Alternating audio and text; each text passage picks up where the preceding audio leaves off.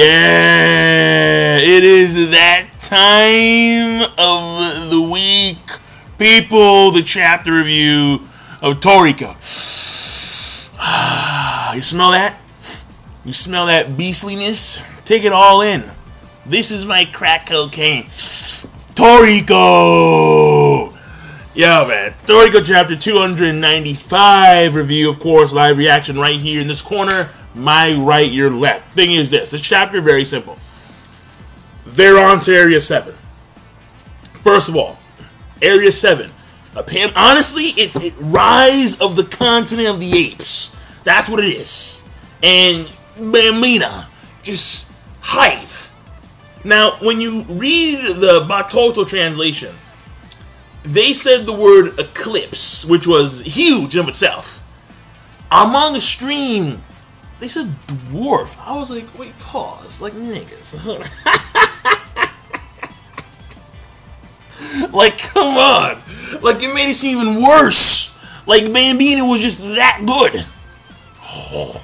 But before I get to Bambina and the hype, I also want to talk about the fact that you have Tengu Brunchy going to take something over to someone, and then you have apparently Milk and the others going back to the human world with air to give to the people there, obviously. Then you have the fact that Heracles came, helped out Toriko, and Toriko and the others feeling a little more confident in themselves after they have attained the arm of their demon monsters. Their demon appetite monsters, whatever they're called. And then finally, they're on the new camping beast, this shark, the den shark, and then they're just coasting. And that's pretty much the chapter. So let me talk about a few things here that are more miscellaneous, that are more... I'm going to say Bambina for last, because, well, so first thing. For some reason, I have the odd feeling that Tengu Brunchy is going to deliver something to Midora. Like, I don't know. That's just my feeling. Like, he's going to go and deliver air to Midora. Like, Midora and Toriko, like, cut a deal when he went there to go get Komatsu.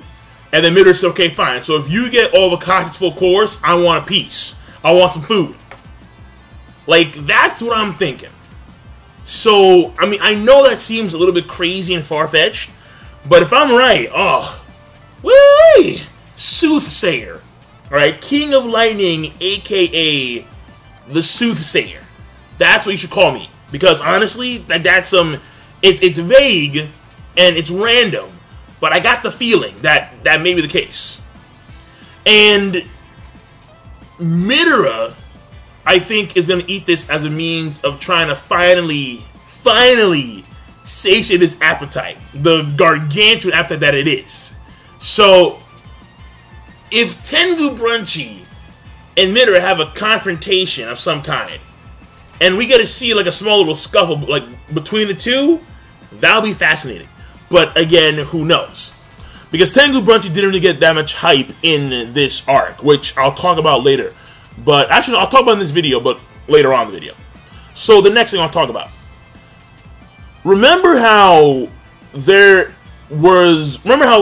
the beginning, or I should say at the end of the first half of Toriko, when Toriko, he gets up and like, he does like that flying fork, and like the chapter where we see the fight castle wall, then we see the Aura source, and then we see fucking Cat level 6,000 battle, and you're like the hype. The hype was too real. Alright, like you wet your pants, like fuck battle. Whoa. Thing here is this. Remember how the flying fork actually like bounced off like this giant rhino, like this armored rhino that had like a city on top of its back? That rhino may be like a camping monster, just like this den shark is. I'm starting to believe that, earnestly. Because that monster can't be like its own civilization for people to live in, because, well, maybe it is, but at the same time, it can't be like the Bewitching Food world, because that place is like one of like the few civilizations where this monster, because basically like these, if people actually live there, their survival is tied directly towards this monster. So this thing is probably a camping monster, just like the den shark, just like the octomelon. So that's number 2. Number 3, Heracles. Stealthy as all fuck for no reason, because he's so goddamn big. Remind you, or I should say mind you, Toriko and others have phenomenal sensory abilities. And they couldn't even perceive Heracles. Dude was just there, like, yo, I got you. Snot rocket. Blows away the steel clouds. And from my understanding, they're quite a ways from the steel cloud, because the steel clouds are between Yuto Island and the main continent itself. So I'm starting to wonder how many thousands upon thousands of kilometers Heracles fired that thing, and how short it was, because that was fucking quick. Yeah, over. I'm like, shit. And, like, it's just crazy, because, again, Heracles, he's so fucking powerful. I mean, first of all, I need to look at a map of Toriko, because I want to see how big Area 8 is compared to the human world itself. Like, not the human world of Toriko, but our human world. Because you know that if you go to, like, the inner continents of the human world of Toriko, they're actually our planet. But the continents are kind of flipped. So the Area 8 continent may be actually bigger than the entirety of our human world. Of our planet Earth human world. I haven't checked yet, but I'm going to check. Because I need to see how big Area actually is. And then we go over to the hype train. Not the Den Shark. Area 7. On one end, I mean, it's fucking raining like crazy. I don't know, Jesus Christ, wow. On one end, you got the Monkey King Bambina. Apparently, that name means, like, little girl in Italian. Something like that. I don't know. What was the name? The moniker. The bad boy, or the... Something like that. Like, he's not ruly. He's very... He likes picking fights. He likes, doing that kind of stuff. The trickster or joker, something like that. I forgot what his moniker was. I'll remember it. Alright, relax. I'll remember it. But it's just that's a lot of hype for Bambina. How apparently, you have Eclipse and then Dwarf. Heracles. Now, mind you, Heracles does have, like, phenomenal powers, alright? I mean, he has that whole vacuum thing going on. I mean, he breathes in, makes a fucking pocket vacuum. Where nothing's there. Like, no air, nothing. And that's a phenomenal ability. But from a speed and raw power standpoint, Bambina is probably superior. If the legends are true.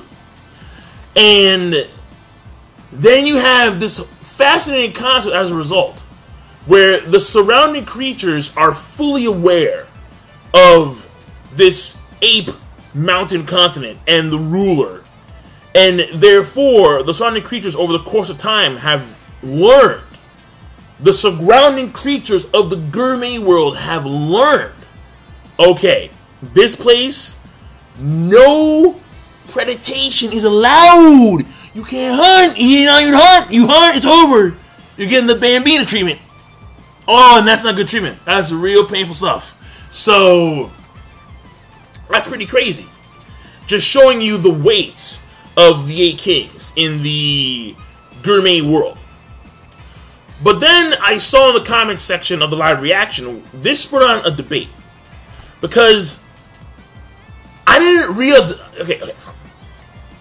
I didn't realize that this was actually like a debate.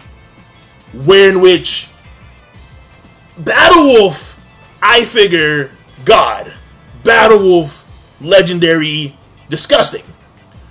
But then there's also another legendary beast, the Dragon King de Rorus. Apparently, people think that he's the strongest of the 8 kings. I was like, fuck. And then someone did mention a valid point, which I forgot about. 10,000 years. 10,000 years, uncontested. Like me. Like what? Like no one Deiro's one tooth alone. Over. I'm like, fucking. That was a good point. So, Area 4 is the strong. That's kind of weird, man. I don't know, man. Area 4. And I like how Mitsutoshi. I like how Mitsutoshi played that. Where Area 4 and the king of Area 4 is a dragon, 4-star Dragon Ball Z. I get that correlation, so that was pretty cool. But stronger than the Battle Wolf. I don't know, man. It's a Battle Wolf, man. I don't fucking know, man. It's crazy. So, have to wait and see about that one. I'm not too sure. I mean, 10,000 years is a very impressive reign. it's a very, like, whoa. Like, no one ain't fucking with the Dragon King. No one. Like, no. Until, you know, I don't know, like, young Heracles came in, like, yeah, like, what now? Young Bucks. Yeah. Some shit like that. I don't know. So, we have a whole slew of shit awaiting. But there is one problem I have so far. And that's the fact that even though we are on this massive hype train, and things are going like, you know, like clockwork, and we're already moving on to Area 7, and then we have even more powerful creatures coming on the way. The problem I have is that we should slow down a bit. And I say that because even though I'm liking the hype, and I'm loving what's going on, and the characters and the monsters, like the environment and the creatures are phenomenal, and you know, like they're scary and they're just so imposing. Let's not look away from characterization. That's very important because I remember early on, or I should say a few chapters ago, people were mentioning the fact that you have this arc where seemingly it was just Komatsu and Toriko. You have no Coco, you have no Zebra. I mean, okay, to be fair, Coco and Toriko did initiate this arc per se when it came to their character schemes. Like, well, Coco has like this, you know, like life poison that he used to trick like these guys and so on and so forth. But and like the fact that you have Air, and Air specifically chose Toriko and Komatsu. But now that we're going on to like Pear and like other ingredients, we should kind of slow it down a bit and focus on the characters that comprise the series, mainly the Four Emily Kings plus Komatsu, because they are quintessential. Just saying. So they are getting stronger, and we are getting character growth from that standpoint alone. But we're not really getting that much characterization for the characters. I mean, this arc has been, I mean, it was fairly quick, to be quite honest. I mean, still, it's a great arc, in my personal opinion, because it was just phenomenal, the way things pan out. For Toriko and Komatsu, it was on point. But for Zebra, Coco, Sunny, and I mean, Tengu Brunchy, this is his continent. Well, you know what I mean. You know what I mean when I say that. And Tengu Brunchy didn't get that much love either. And I'm like, oh, like that's, you know, like, so like I'm just trying to say here that we gotta focus on the characters here too. I mean, Melt got something a little bit, and then you have a little bit for the Doctor, I forgot her name, and you have the character. I mean, Mappy got quite a bit actually. Mappy got more characterization than Tengu Brunchy. I find that very odd. So yeah. That's my only arc. That's my only problem with the arc thus far. The fact that, well, I should say this arc in general. The fact that the characterization should have been a much broader, as opposed to just Mappy, Komatsu, Toriko, and a few other folk here and there. But I'm done. So King Lightning, the chapter overall, I think it's a good plus chapter, and I'll leave it at that. So rate the video, comment, subscribe. Peace. Have a nice day. One last note. Toriko and the others better not get too cocky. Because if Bambina truly does dwarf Heracles, even though they've gotten more powerful, these 8 Kings are nothing to fuck with, especially when they're pissed. So, if Toriko and company get their asses murked because they got a little bit too cocky, don't be surprised. But I'll see you guys later.